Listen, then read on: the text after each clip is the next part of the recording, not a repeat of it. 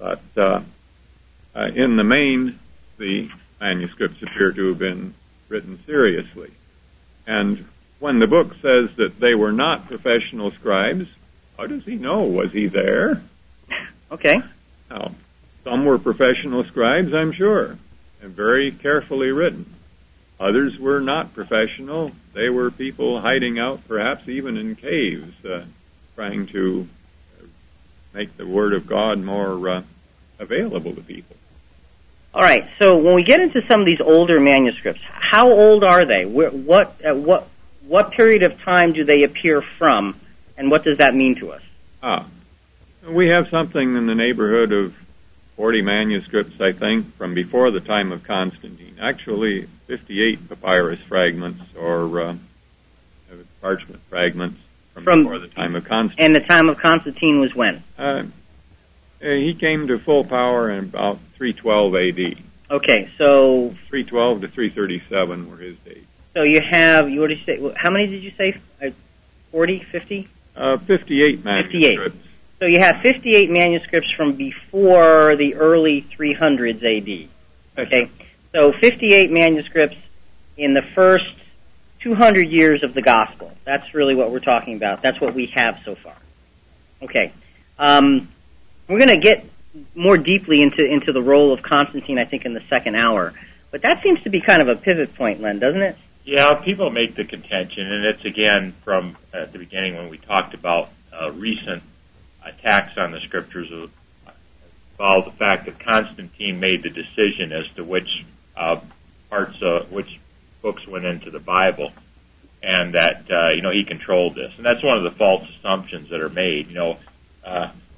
There were probably maybe 90 things available in the days of Constantine, 90 books floating around from what I could see, but Constantine didn't make this decision, and I think that's the whole point. He called a council to say, let's get this thing resolved.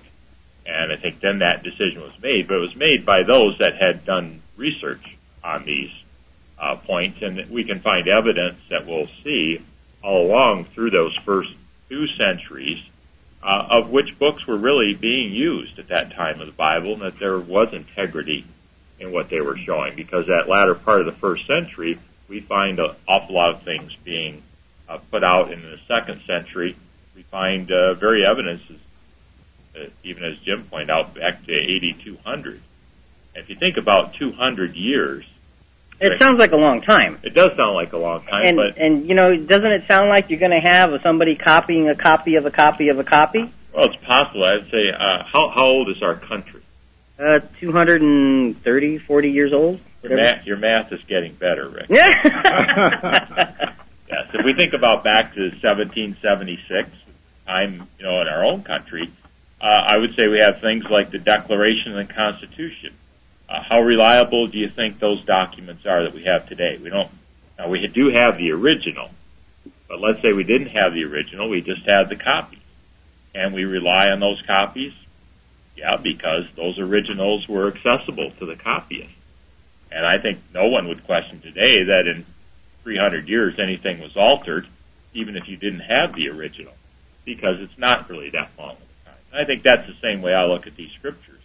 Those manuscripts we have that go back just a couple hundred years after Jesus, it's no different than the history of our own country.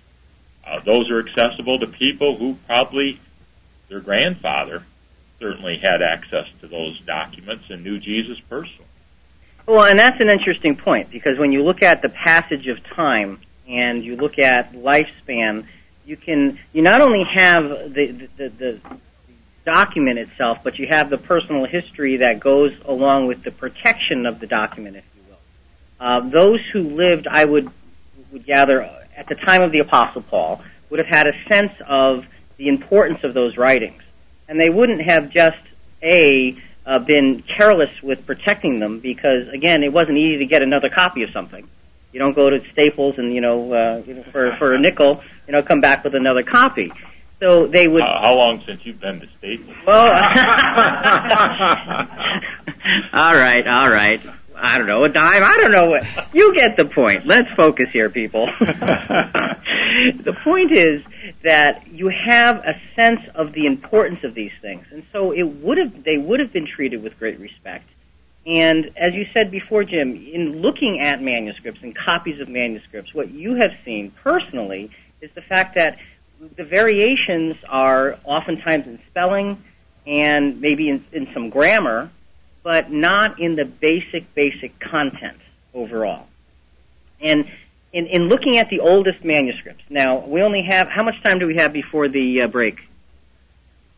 1 minute. Oh, okay, never mind that question. As we wrap up this hour, folks, we're talking about the authenticity of the Bible, and what we're attempting to do here this morning is look at it very much from a historical perspective, in looking at all of these many pieces of evidence. And very quickly, Jim, just in about 15 or 20 seconds, you were talking to me about other ancient writings and the numbers of documents.